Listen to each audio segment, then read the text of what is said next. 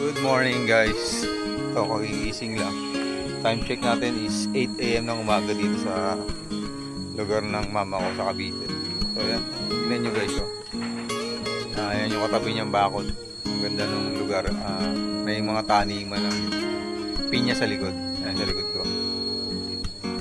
Ayan yung way papalabas. So, gusto ko lang din palambatin sa lahat. Happy Father's Day po sa lahat po ng tatay dyan na masisipag na talagang lahat ginagawa para sa pamilya nila. And God bless po sa lahat ng tatay dyan saan man sa buong mundo, sa lahat ng 3 skillion fathers. Salute sa inyo. Happy Father's Day sa ating lahat.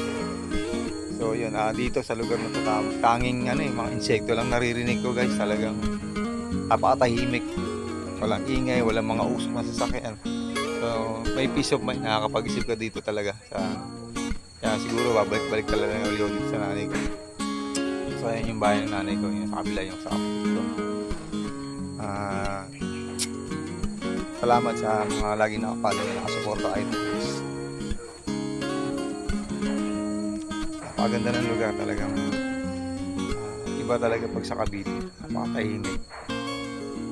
Yan guys, Happy Father's Day po sa lahat and God bless po sa atin.